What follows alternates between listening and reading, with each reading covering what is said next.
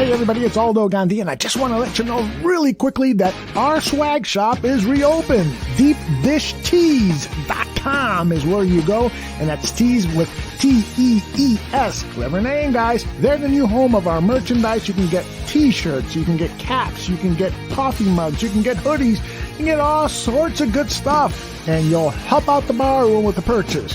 So head over to DeepDishTees.com. This is the Bears Barroom Radio Network. The following program is recorded live and intended for all audiences. Radio is scripted now.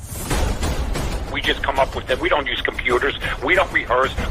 We're going to talk about this next. We're going to talk about them. We're going to talk about the Bulls. And then we're going to have Brad Bixon. And then we're going to have all this. No. If you don't know what you're going to talk about in the top of your head before a show, you shouldn't be in the business. I don't know what you got. I feel like Vince Vaughn in a couple's retreat. The Sharks are circling. Old school, baby. You're listening to the Mike North Advantage, and it begins right now. That's right. The Mike North Advantage starts right now. I am Aldo Gandia, Mike's wingman, and there he is in living color from his office somewhere in northern Illinois. Mike North, how are you, my friend? Oh, my God, that's a good one, Aldo. I love you, my friend. How's everything going? The barroom looking absolutely resplendent. Make sure you follow me at Aldo Gandia. Make sure you follow me at North to North. Don't forget about the barroom, ladies and gentlemen. Follow the barroom. Get it done. Follow everybody that's on here. We got like 10, 11 shows. I saw the ad yesterday. We got more shows than NBC. I'm telling you right now, Aldo, getting it done, putting the nose to the grindstone. But it's really good to see my guy. What's up, Elds? Things are great. And listen to Q. He's already in the chat room. He says, update your Twitter picture. You look much younger right now than you do in your Twitter pictures. Isn't that great? Yeah, you know what? I got to be honest with you. I like that old picture, but Aldo and BB got to get together and do that switch that we were looking at. Yeah. We didn't talk about that in our pre-show because we don't usually do a pre-show, but we went over a couple quick things. But yeah, we got to get that done. I'll talk to B about that. We're going to get a new thing up for my 30th year of broadcasting. And of course, the barroom has been huge for my success and everything else of late, especially. And, you know, don't forget to check me out and check us out at Win Daily, our daily show. And also rolling at ESPN 1000. We're August 21st, folks. I'm making my first public appearance on behalf of the radio station and really me and Carmen will be at Bourbon Street out there in Marionette, Illinois, I believe it's at. And I remember helping opening that place. So it's going to be good to come back, see everybody out there. It's August 21st, ESPN 1000.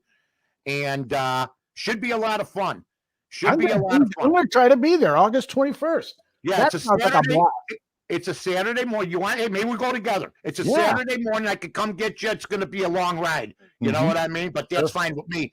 And Field Yates is going to be there from ESPN. We're going to have all sorts of stuff going on. Fantasy. Carmen and I are going to do a deal on gambling for about a half an hour out there. So it's going to be a great, great time. Looking forward to representing the station and everything else. So fun is happening. Football's coming up. Thank God, on one side of town. And, we'll wait and see what happens on the other side of town, but that's looking pretty good. Yeah, we'll talk about that quickly. Chris Watts is in the chat room. He's all the way in Yorkshire, across the pond. If he flies in on Saturday, August 21st, we'll buy him a beer, okay? Yeah, they got good pudding, like I said earlier. Yorkshire pudding, ladies and gentlemen. It's all there and more. Q wants to know if the event on the 21st is going to be televised. I'm sure it might be on Twitch or something, but, know, if Aldo comes, maybe he'll take a couple short videos or something. You got it. Absolutely. Maybe we'll take a video and, hang out and put it up there on Twitter and stuff. That's what we like to do. We like to stay active with everybody here at the barroom. So looking forward to it. It's going to be a lot of fun. Mike, on Tuesday night, I had to work and do the Dan and Aldo Bare Their Souls show, so I missed the basketball game, and I'm sorry that I did because the word is that Giannis's performance was one for the record books, 50 points. He dominated. I'm sure you saw it or most of it. I saw the whole thing. Well, your thoughts? First time I didn't change the channel. You know how sometimes during the second quarter of games, you'll change the channel, flip around. Right. Stayed from beginning to end. Good. You haven't seen a performance in a finals like what Giannis did since Jordan. It's simple.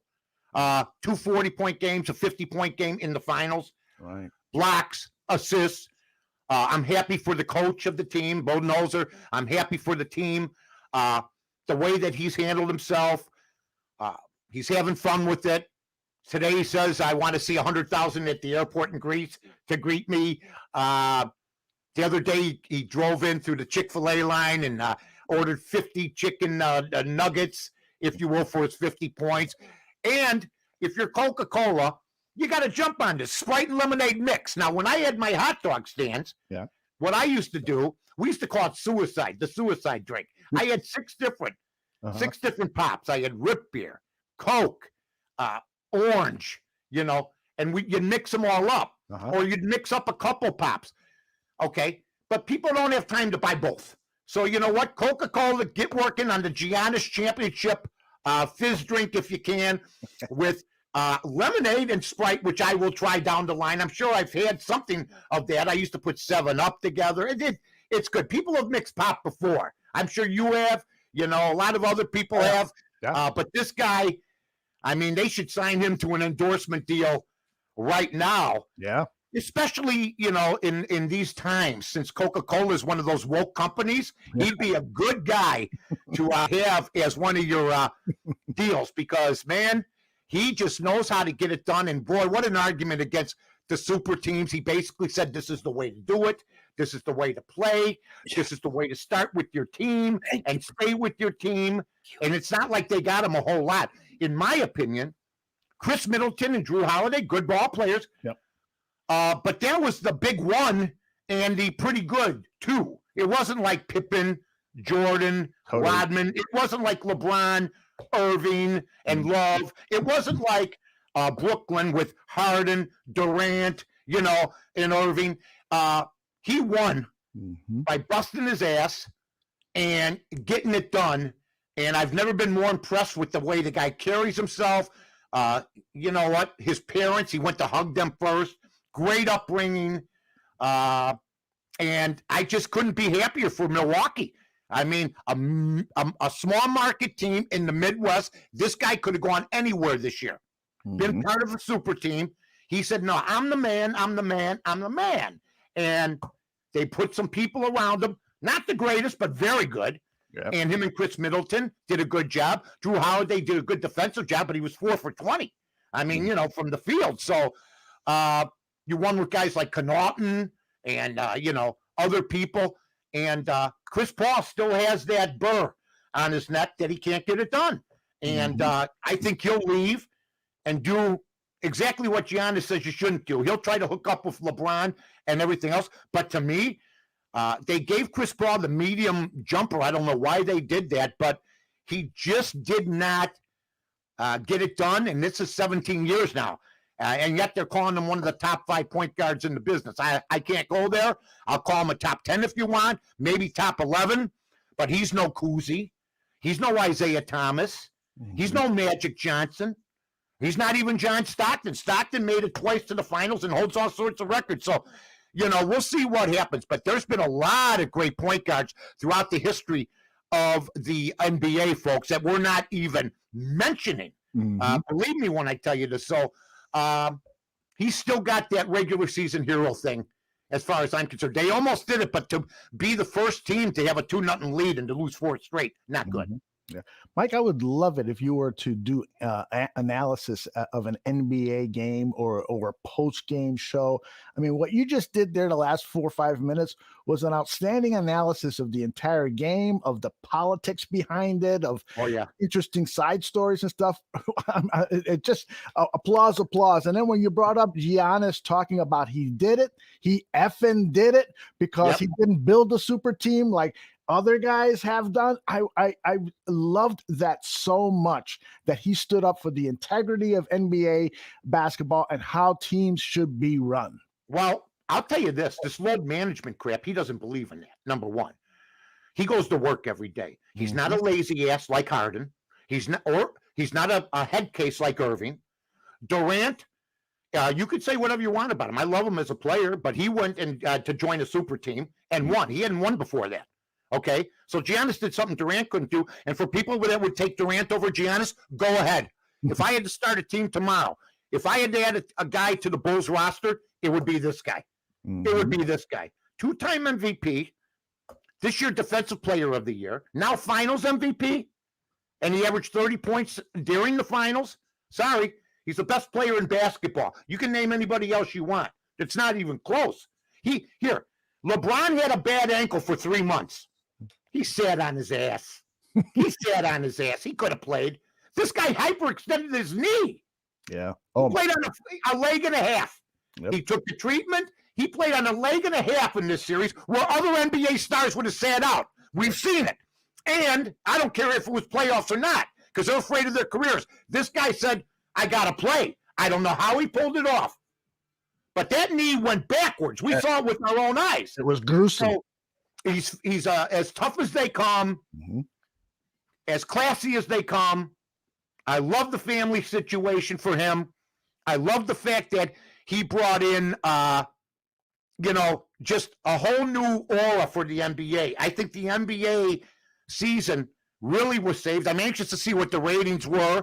Yeah. It was a breath of fresh air not to have the usual cast of malingering characters like LeBron and Kawhi Leonard, and they're all champions, don't get me wrong. Yeah. But this guy did it with this team, so I'll say LeBron when he did it with Cleveland, okay? That's once, okay? I equate it to that, but Jordan did it 6 times. And Jordan did the same thing that this guy did, because back then it was a little bit more difficult. I did not know, Aldo, that Giannis has been in the league 8 years already. I mean, because you know what? You take him for granted. He's good. He's MVP. I don't dislike the man. I love the man. But I never, all you heard was Durant this, LeBron that. And I heard Tony Kornheiser yesterday, who I respect, and Mike Wilbon talking. And once again, they're not favored. And Kornheiser thinks the super teams are still relevant. And he likes Brooklyn and the Lakers. Okay? I would say this to Tony and to Mike. $1,000 a piece. I'll take the field. You can have those 2 teams. Because LeBron's a year older. Injuries happen. Yep. They've been injured already. Anthony Davis. The bubble don't matter to me. They won with the bubble, the Lakers. I think that Giannis next year in the East is going to be just as relevant.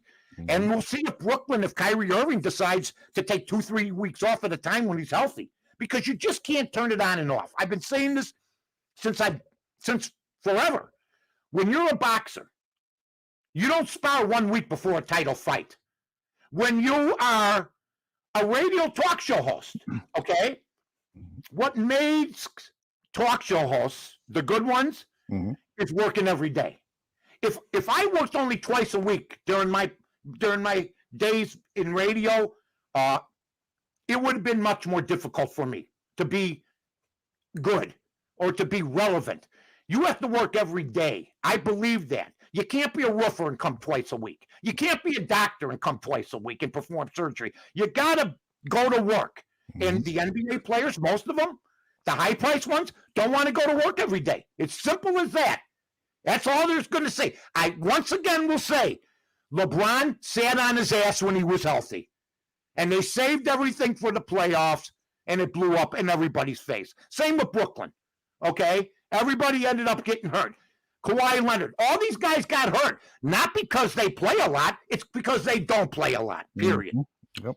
I'm totally with you. I think that the NBA has to do certain things to restructure, to strengthen the game. You can't have superstar when you're charging $300 for a mezzanine seat, and you and your kid have been waiting so long to see LeBron James play, to see Anthony Davis play, to see any of these superstars, and then you're told that because of load management, they're not going to play. Oh. You've spent all this money.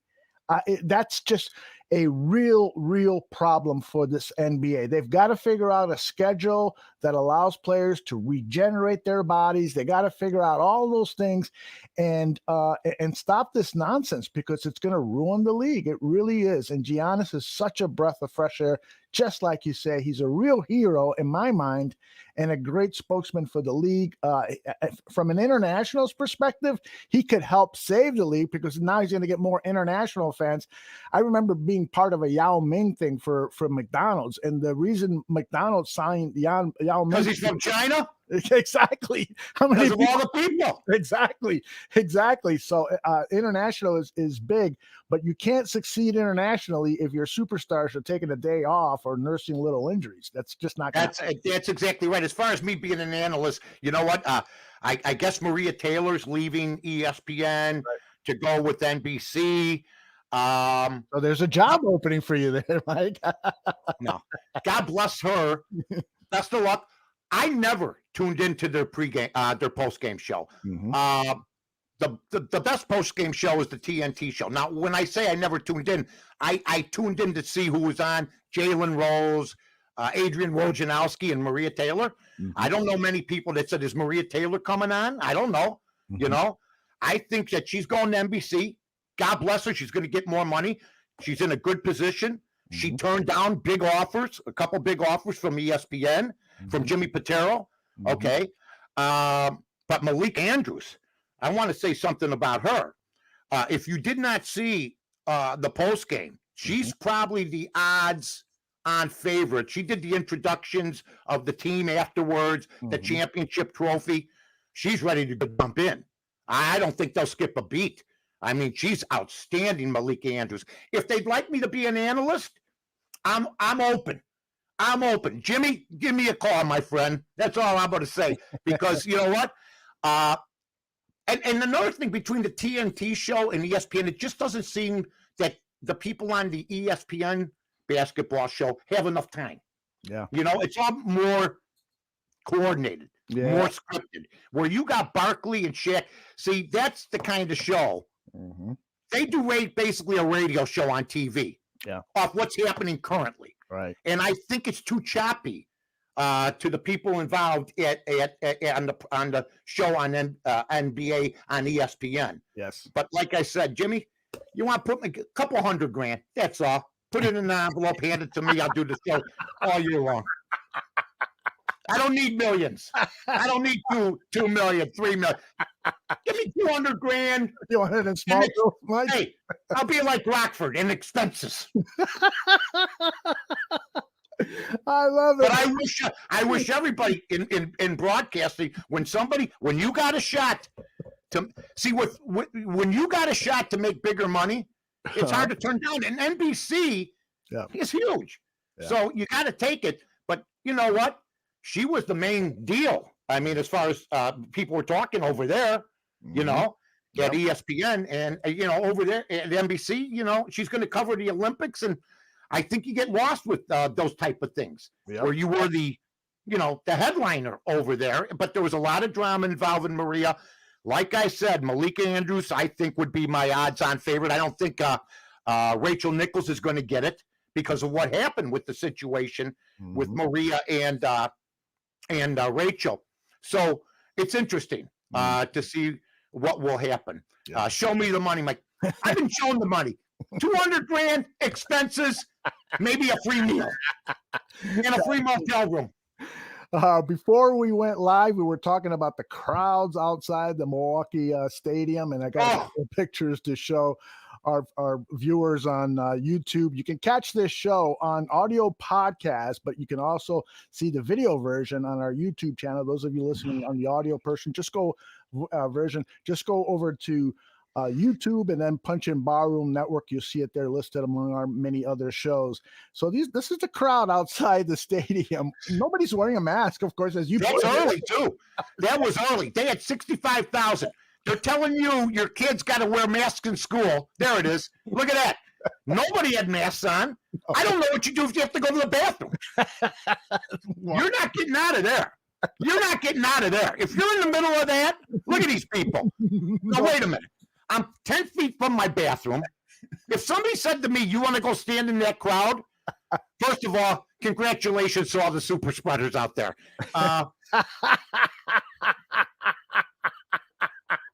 Even Jeff Van Gundy said this.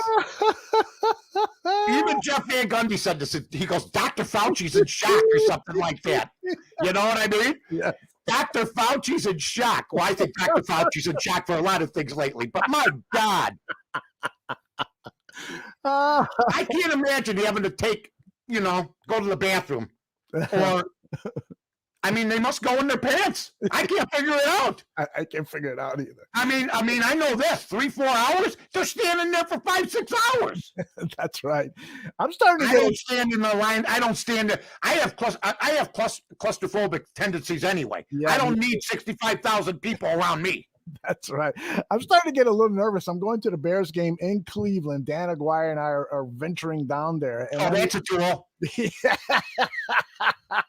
Yes. I watch you guys. That's a duel. All of the massage parlors in Cleveland are welcoming us. And so over here.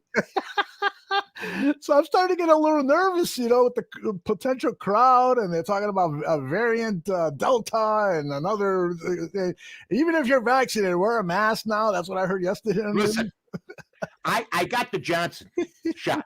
You were telling me beforehand, and I've read it anyway, that I may need a booster shot. I haven't been sick for 10 years. I had a cold last week. Okay. Now, I'm not saying that the shot did it, but all I'm saying is, I'm not saying it didn't. All I'm telling you is, it's all about money. Oh, you better get a booster. Wait, I was told if I get this thing, I'm okay. But then you see people getting, the Yankees, 3 guys get it. Jay Williams from ESPN got it. Rich Eisen from the NFL. They all got vaccinated. Mm-hmm. So I just decided I'm going to stay in. I'm never going out again, except the Bourbon Street. There you go. I'm looking for a suit like Robert De Niro had in Casino. I'm looking for a peach-colored suit and those sunglasses, those thick sunglasses, and comb my hair back, and a cigarette holder. I'm going to show up. I love it.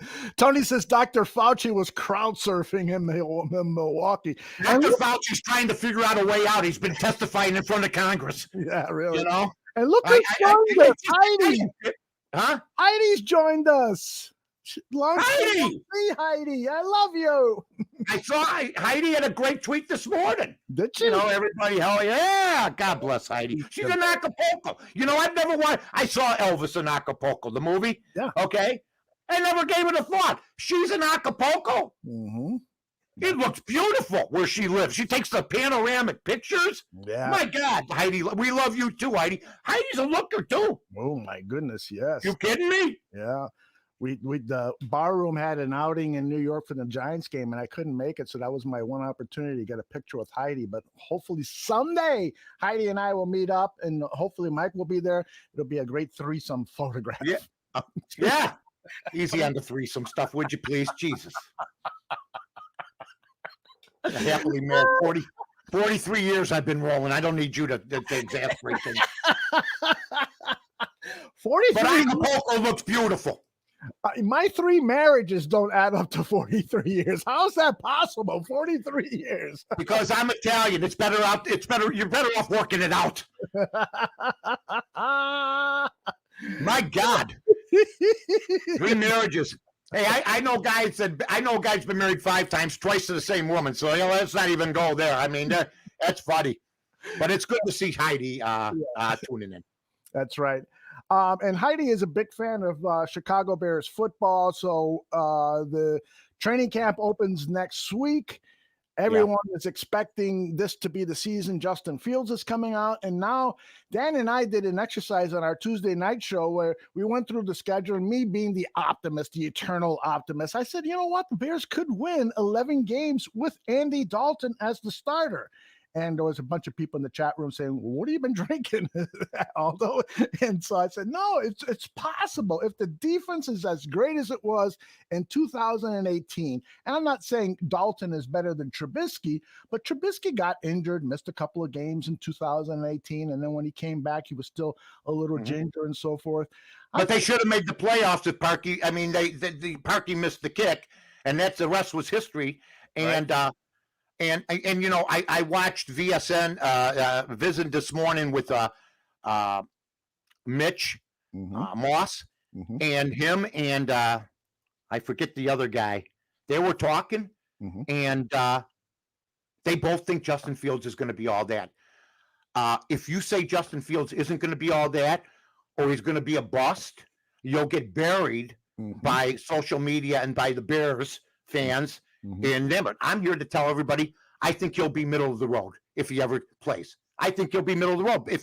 If they win 11 games with Andy Dalton at quarterback, Justin Fields ain't seeing the field, folks. Right. And there's some people that think, once again, we're dealing with Nagy and Pace, who don't know how to handle any quarterback situation. Right. So this, to me, I think the past is relevant with these two guys, how they handle this thing.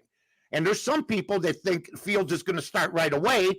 And I say no, because Nagy bought a year, an extra year with this. If he starts Fields and it goes bad from the beginning, that's not going to be good.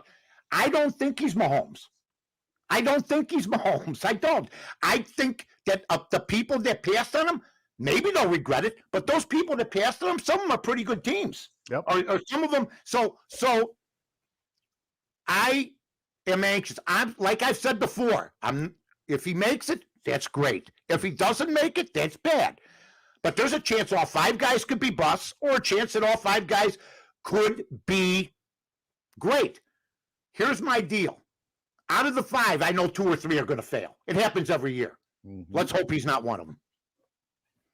I totally agree. Herney777 says Dalton might be a bit underrated, but Chase Daniels and Nick Foles don't inspire much confidence for me in decision making from Ryan Pace and Matt Nagy. And Chris goes on. You got to look at what happened. And you don't look the Foles thing. I don't think Dalton's Foles. I never did. Dalton's been a competent quarterback and never won a playoff game, but he's played with the Bengals. He got him there. But he took heat just like Mitch took heat here. And we'll find out what's going to happen. I know that Tom Waddle has a thing where he's listening to Most Important Bears, and I said the most important Bear, some people think Akeem Hicks, some people think Khalil Mack. I think it's Allen Robinson. This is a big year for him. Yeah. I think if Allen Robinson was going to go down, I think the receiving core takes a big drop. You ain't kidding. Yeah. Well, I mean, you're talking Anthony Miller, Darnell Mooney, who reaps the benefits of Allen Robinson out there. I think he's your most important player. I think Dalton is in the team photo. The defense, I think, is a collaborative group. Khalil Mack, I keep reading he was a top 10 player last year. It didn't really resonate with me. He didn't do it every single week. Right. But if the defense is going to have their third coordinator in how many years? 3, 4, 5 years? I mean, you had Pagano, you have the guy Fazio, and then you got now this new guy. Sean the defense as a unit's the biggest question to me. Right. In the chat room, Bearstown 19 show says Bears go 10-7 if Rodgers stays in Green Bay. What do you think about this whole Aaron Rodgers thing? We're hearing now that he said no to a 2-year extension that would have made him the highest paid quarterback in the history of the National Football League.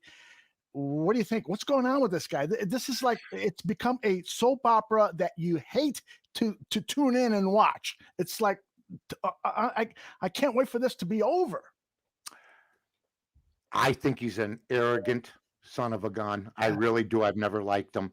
He's not Tom Brady. He's got 1 Super Bowl win. He's more like Jeff Hostetler, only I'm being mean because he is the MVP of the league.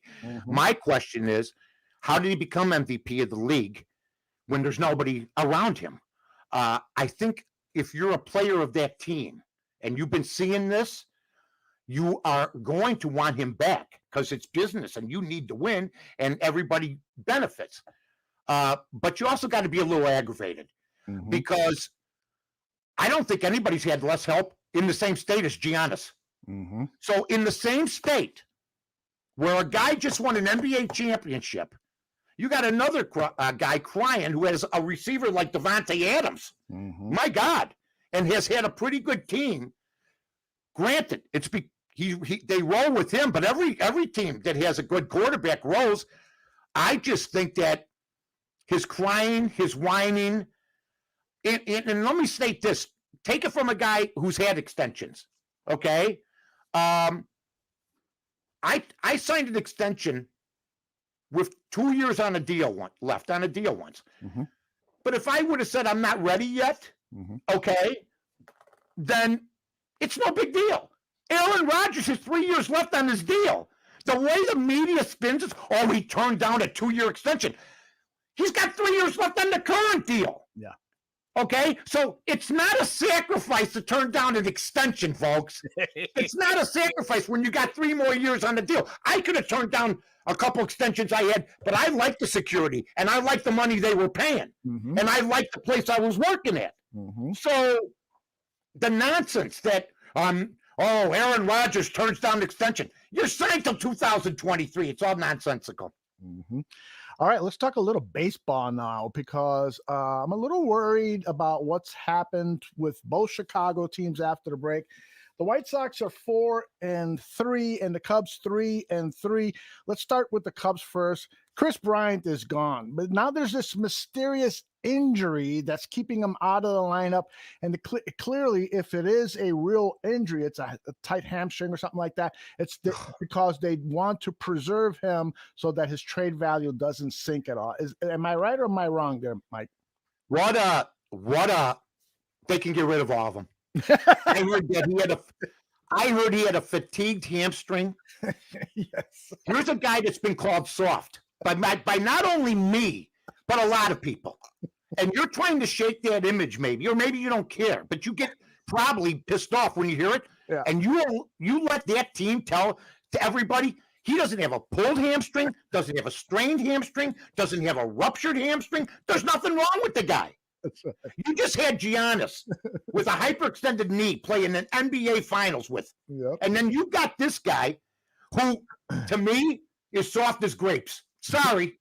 You can say it any way you want. yeah. And they come out with a fatigued hamstring, and they're saying, well, people are saying they want to save him because he's going to be traded. Well, he's going to play again. He's going to play the next game. And they hear David Ross, and this was my point of having a buddy manage these guys.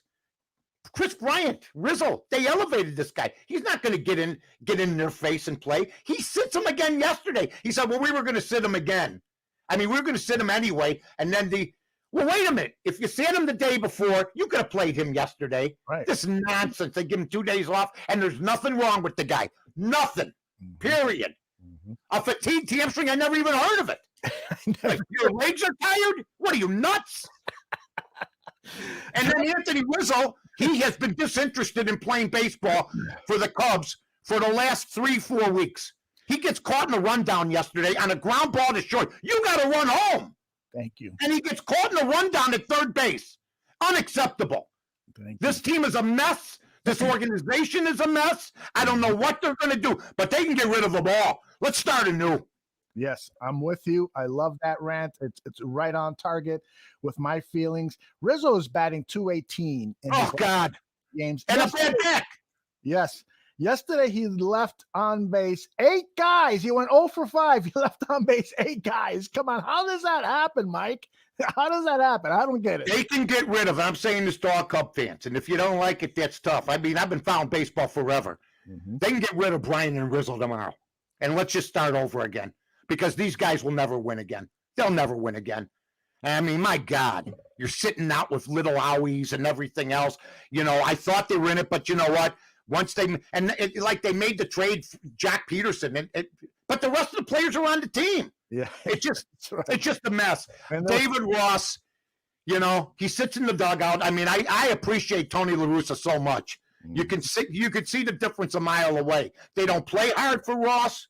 They go through the motions. Yep. They're swinging the pitches around their head. I mean, it's just a joke. Right. And so John Madden was right in that, he didn't really. You mean Joe Madden? Joe Madden, excuse me. Joe Madden wasn't really to blame. The squad is just outfitted with a bunch of guys who don't have the eye of the tiger. Outside of Contreras, I'm going to try to name some guys. Wisdom. Mm-hmm. I mean, Hayward's been on a honeymoon. It's time to move him. Although I will say this about Hayward. The one thing I like about him, he plays every day. Mm-hmm. You know he's going to be in right field. They've never had to worry about.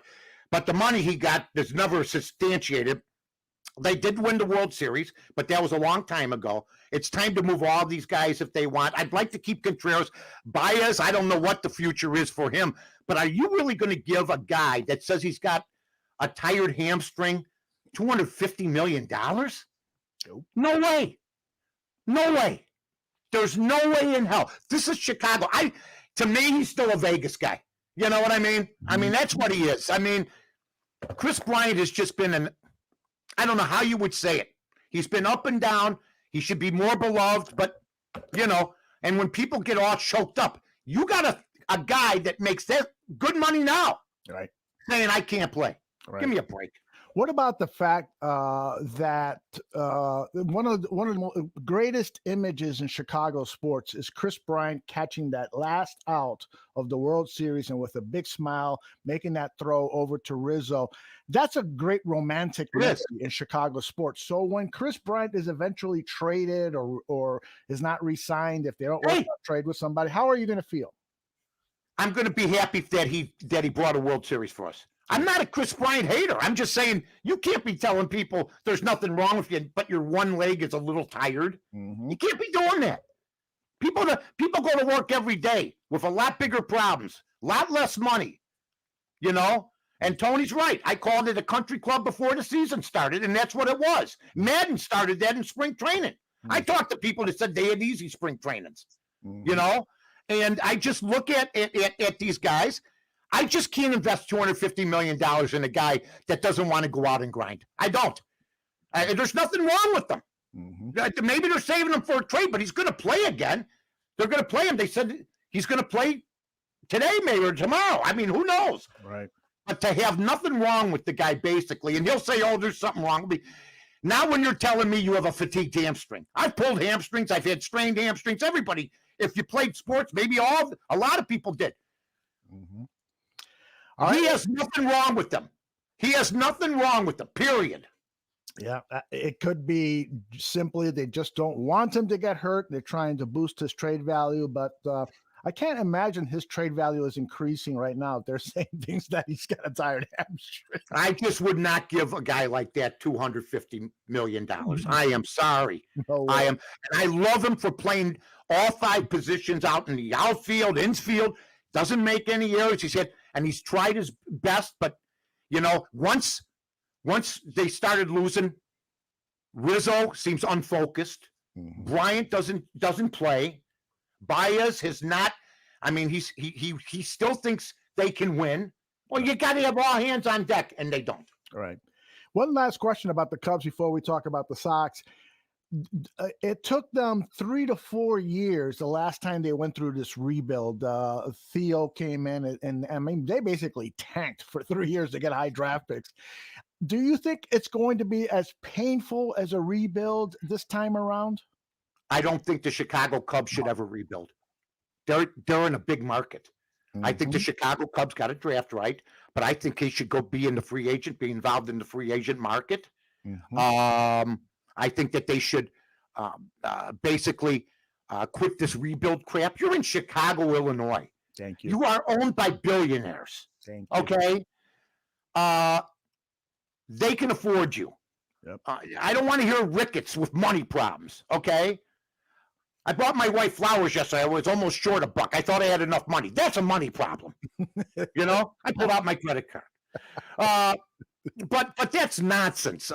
These guys are billionaires. Try to compete every single year. And what really is sickening is at the beginning of the season, we saw it with, I said, Darvish, how can you let him go? How can you let him go? I mean, that told the players right there. Okay. Castellanos doesn't get signed. Schwarber's let go. Makes the All-Star team. Yep. So does Darvish. They got rid of 2 All-Stars. Yep. And we're supposed to think these guys got it all upstairs. They got lucky to win that year, the Cubs. Do you realize the Cubs, if they don't win in 2016, they never win. We're going on what then? We're going on like 115 years or 114 years without a World Series. I'm glad they won. Push them out the door. And I love what Tony says here. Look at Schwarber. He's thriving in Washington. These guys need to be challenged. Yeah, Ross just got the job. I mean, I knew it was a mistake from the beginning. I wanted to bring in Ozzie earlier, but then they got on I want Ozzie Guillen to whip these guys. It's your last year maybe on the team. Get a manager that's going to hold you accountable. Yeah. But instead, they get a babysitter. And he's not even a babysitter. I mean, if Rizzo wants, we could tell Ross to shut up. You know what I mean? Hey, you were a substitute catcher for us. And we made you the mascot. And you got this job. And you got the ESPN job. Why? Because of us. It's hard to tell a guy to hustle that helped you get to where you are. Yep. All right, Tony La Russa is getting the job done with the Southsiders, despite the fact that I don't think any team in Major League Baseball has lost more games to player injuries. If you total up the amount of games that Eloy and Moncada, all these guys that have been injured for the White Sox, if you total up, there's absolutely no way that any other Major League team has lost more games due to player injuries than the Chicago White Sox. Yet they keep winning. They're 4-3 since the break, but I am a little bit worried, Mike. I don't know why. Please help me calm my anxiety, please. Well, they're 4-3, and they've lost. Here, I heard somebody this morning on TV. It's not important to mention who, because it was a stupid statement. Say that A.J. Hinch, because Detroit's 5 games under, has a shot at manager of the year. First of all, he shouldn't even be in baseball for what he did in the World Series. He should never be allowed to win a postseason honor. Same with Alex Cora. That being said, if you think A.J. Hinch is manager of the year, how are you even on TV? I mean, Tony La Russa's lost 5 starters. He lost his whole outfield. He lost Eloy, Robert, and Eaton didn't work out. That's 3 guys. Then he loses Madrigal. Then they lose Grandel, okay, which hence tells me they should have kept McCann, okay? But that's beside the point. They've lost 5 out of 8 starting players, and I got some goof on TV saying A.J. Hinch should win while the White Sox are running away with the division? Are you out of your mind? And even Boston, even though I can't stand Alex Cora for what he did, even he deserves consideration over A.J. Hinch. It's time for the square media to quit sucking on his ball sack. It's ridiculous. He ruined the integrity of baseball. His team ruined the integrity of baseball, and they cut a deal, Aldo, for both guys to get back in. Otherwise, my opinion is they were going to let the cat out of the bag to say, you think we're the only cheaters? We'll name you 10 other teams, and that would have been a huge scandal. Mike, I hate to say you're on fire because you're on fire for every show, but today it's like nuclear fire. It's like I hear A.J. Hinch has got a shot at manager of the year because the Tigers are 5 under.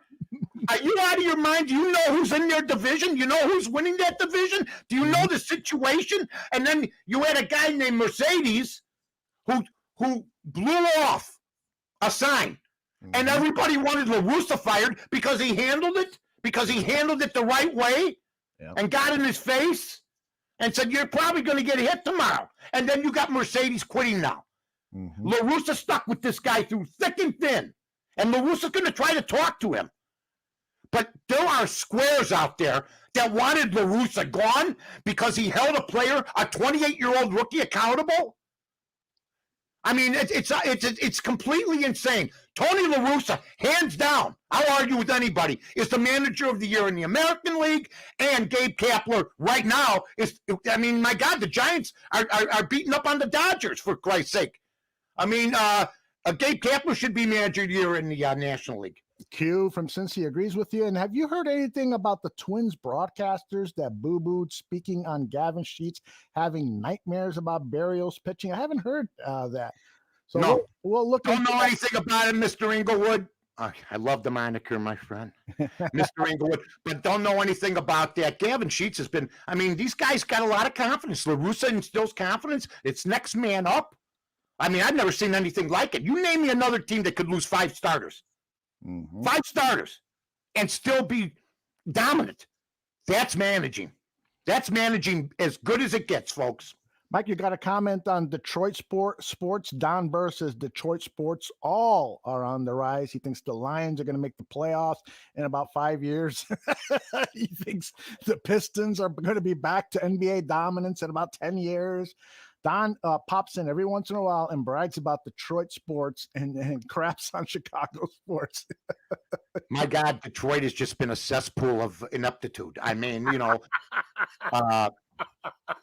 I mean, they're 22-1 to Lions. I mean, my God, can they finish in third? If they finish in third, then that means the Bears are going to suffer. That means the Bears finish in fourth. The Tigers are getting better. I've said they're going to be a good team next year, but slow the roll on manager of the year. I think that the Red Wings, they had a run. I mean, that team was the glowing piece for Detroit sports, to be honest with you. The Pistons used to be, the Lions used to be, the Tigers. No, the Lions never have been, and the Tigers were for a while back in the day. So Detroit sports is a mess right now. Yeah. Chicago, we got a team in first place. Can't complain about that. The Bears are supposed to, the over-under 7.5. So I'm not looking too forward to seeing what happens here. I think everybody's going to be, as soon as they lose a game, yelling for Justin Fields. So basically, that's just the way it's going to go. I mean, it's not a good situation there as far as Detroit stuff is concerned. Your bookie's on the phone. Don't remind me. I haven't answered for 3 days. I'm kidding. I agree with Q from Cincy. He says Cincinnati sports is on the rise. Good luck, Detroit. And the Cincinnati sports teams do look like they could, have some success in the years.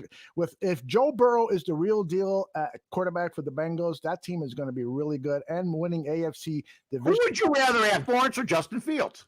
Well, I mean, what I'm trying to say is Justin Fields dropped. Nothing against him, but 4 teams passed on him. And then Belichick could have tried to move. They like Mac Jones. I'm just telling everybody, slow the roll on Justin Fields. It's unfair to him. Yeah. Okay, you're putting a lot of pressure on this kid, and he's not even going to start the season, I don't think. Yep, I agree with you. Mr. Inglewood says that the Twins broadcasters talk trash about Gavin Sheets, and then on the very next plate appearance, Sheets hit it out of the ballpark. Well, they're feeling bad about what happened with Donaldson. The Sox, I mean, they lose yesterday, but the Sox have had their way with Minnesota this year. I can't believe that Rocco Baldelli still got a job. They were supposed to be an odds-on favorite to do it, but the White Sox have just beat the crap out of them almost on a regular basis. All right, I want to let people know if they missed last week's show, then where the hell were you? But we did announce that a very special project that Mike has asked me to help him with. And I asked you to help me with you and BB are running the whole show, for Christ's sake. I'm under the gun with you two guys. Working with BB is another honor in my lifetime. She's the best. I mean, 2-time Emmy winner and another 2-time Emmy winner. We got 4 Emmys in the family. Yeah. How about that?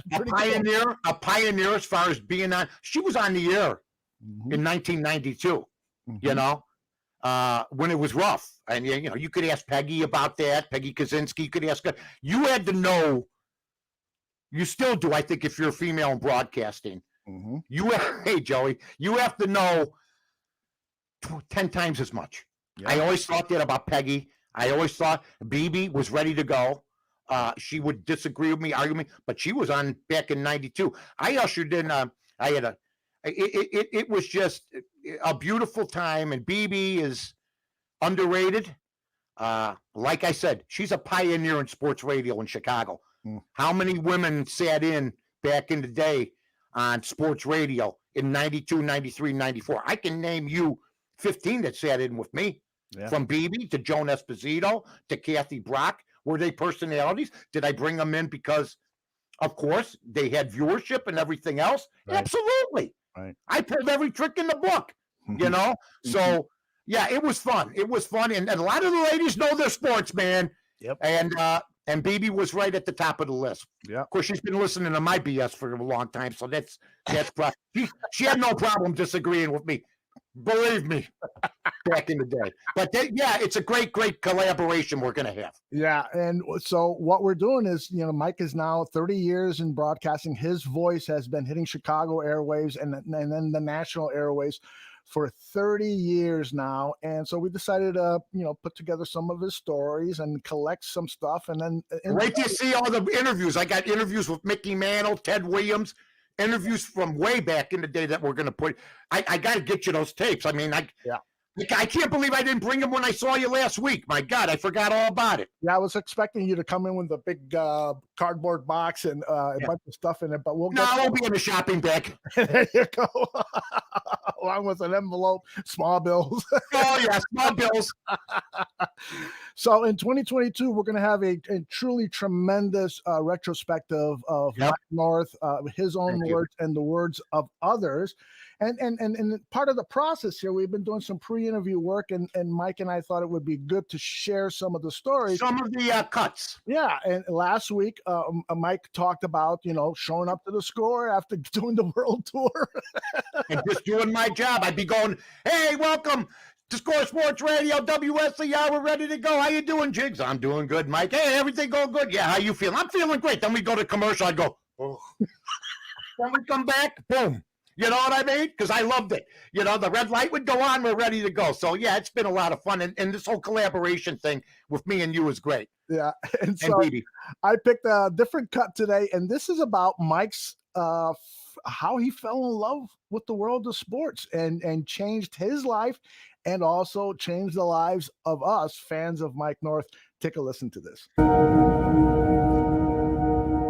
My first star at sports was Arnold Palmer. What's weird is I got to interview the guy 2-3 times down the line. I interviewed him when he was finished, of course, from 90. I think I interviewed him once in 93, once in 97. It was surreal to me that the first person I saw on my black and white TV living on 1217 West Rosedale with my mom and dad and my brother John and my brother Danny was probably 1 year old in 1958-59. I'm sitting in front of the TV, and I remember Arnold Palmer, the graphic underneath, the old white graphic, Arnold Palmer. You thought it was like revolutionary because they printed his name underneath his picture. And then I find out his birthday's the same day as mine, September 10th. He was a demon of mine that was positive because once I saw him, then I started exploring the rest of sports, and I just clicked. Everything just clicked.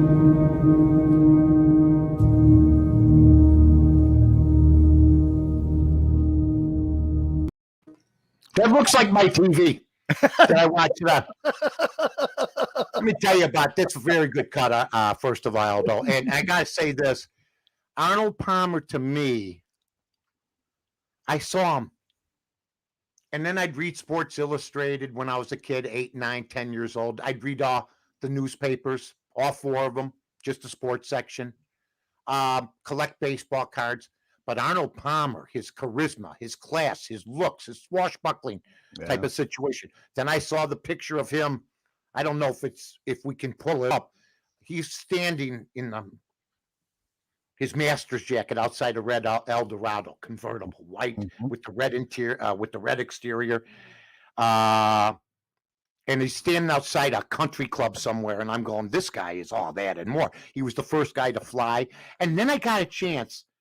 It was no different when I first met Peyton, got to interview Walter, or got to work with Walter, or when I had Bobby Hull on, or when I had Arnold Palmer on. I made it through the interview, but I was like, wow.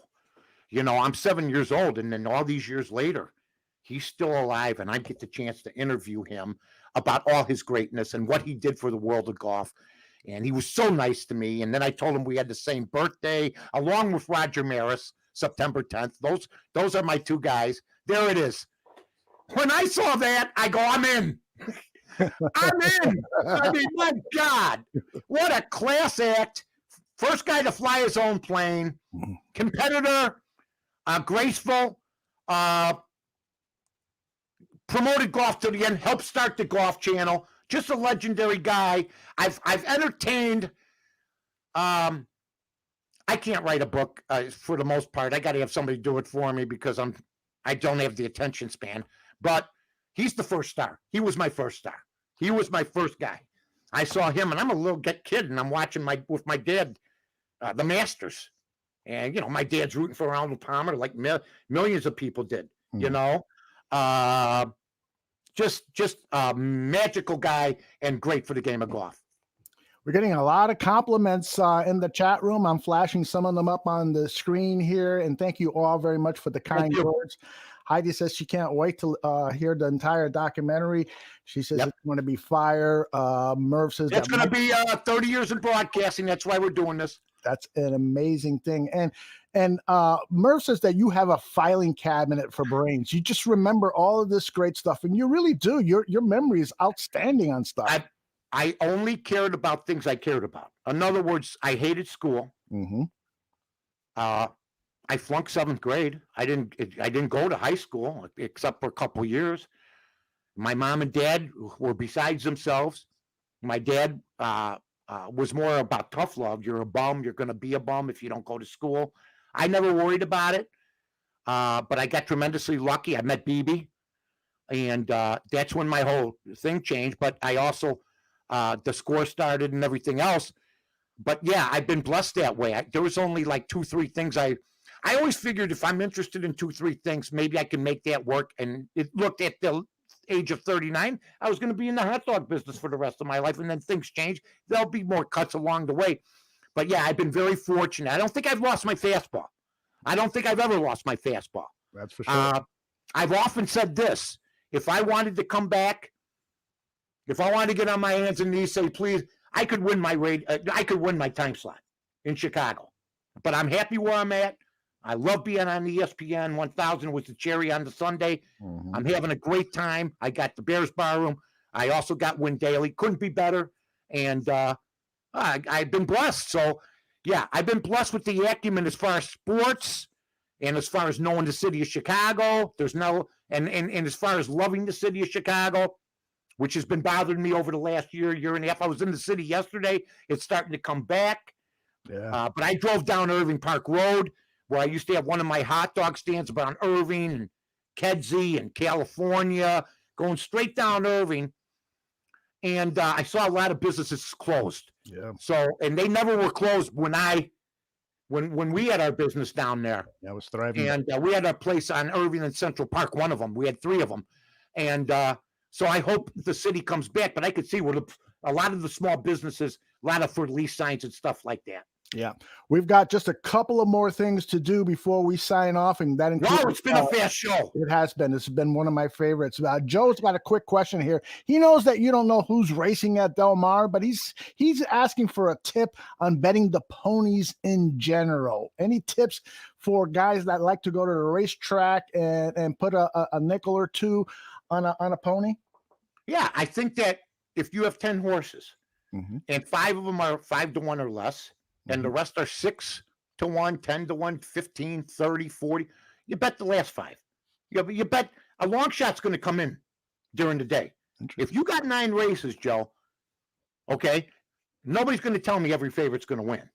So what you do is you pass on the 3-4 that you're going to make just a little bit money on, and you bet like 3, 4, 5 horses that are like 50-1, 30-1, 21, bet $2, bet $4, bet $5. That's what I used to do. I used to be pretty successful doing that. You wouldn't win every race, but you could play some across the board. Across the board's good. So that's what I would do. And now it is time for... That is right. It is time for Mike's Pick, and you've got to know this by now. It is brought to you by WinDailySports.com. Make sure you follow them on Twitter at WinDailySports. But you're turning your love of sports into a profit center. That's what you got to do. And the way you do it is by going over to windailysports.com and taking advantage of all the great advice there by Mike North and all the great people at Win Daily. Mike? Well, first of all, I got one game today, folks. It was a really light board, and the NBA's over with. By the way, I had the Bucks the other night on the money line and on the spread. They had a great finals, if you will. Atlanta's playing Philadelphia today. Atlanta is minus 130. You could take the run line plus 1.5, or take Philadelphia plus the 120. I like Philadelphia in this matchup today against Atlanta. Atlanta's been skittish. I know they're trying to come back. They've had some injuries. Acuna's out. Their pitching's been spotty of late. Freddie Freeman's not having. He'll start churning the year that he's had in the past. So I like, Aldo, the Philadelphia Phillies today. Back to you. All right. That's where I'm going to place my jelly beans. How you been doing, by the way? You know what? I have not been doing. I took a break for a few days. I've been focused on some other things, but today I'm going to lay my first bet in a few days and hopefully get back on the winning trail, because I lost like 6 games in a row. I was like, man, this is a bad losing streak. But overall, I'm still in the plus column. Welcome to the world of gambling, my friend. That's right. I am a rookie at this. That is for sure. You wake up in the middle of the night wondering if you won a game that you fell asleep on, a late Coast game, and you just can't sleep, and then you have to check, and then you see you lost, or it's a lot of fun. I love, just keep everything, folks. Like I said, even this game today, it's like a 1-unit game. Mm-hmm. It's not strong like my Milwaukee buck bet the other night, which I had a ton of units on. So, everybody thought Phoenix was going to cover. Everybody. Vegas won the last couple. Las Vegas beat the players the last couple nights. Mm-hmm. The players believed in Phoenix. They bet Phoenix. Vegas won a ton of money in Game 7. A lot of people took Phoenix plus the 5 and Phoenix on the money line, Mm-hmm. plus 160, 170. So it turned out good for Vegas. So bottom line is, take 1 unit. If you want to do 2, you can do that. Take Philadelphia type. Remember, they're an underdog, but it's baseball. And, baseball, everybody wins some games, okay? That's just the way it is. That's right. And you want more Mike North? Of course you do. And less than 30 minutes, he's going to be on at Win Daily Sports on their Twitter channel. The catch the Bet Like Mike show, Be Like Mike show every morning. Monday. Is it Monday through Friday or Monday through Monday through Friday, handsome. But the hour show, that's a 20-minute show, the best 20 minutes in sports. This is the best hour in all of sports, ladies and gentlemen. There you go. The Barroom. And Bear, we'll be having football soon, and then things are really going to start cooking. Woo, baby. Can't wait. Yeah. And don't forget to join us back here next week, Thursday, 9:30 live. We really enjoyed the interaction today. We had robust conversations. Yeah. Again, back next week. Mike, say goodbye. The hair looked good today. I got to admit it, man. A little Whitey Bulger like today, ladies and gentlemen. So long, Aldo. Bye-bye, my man. Bye-bye.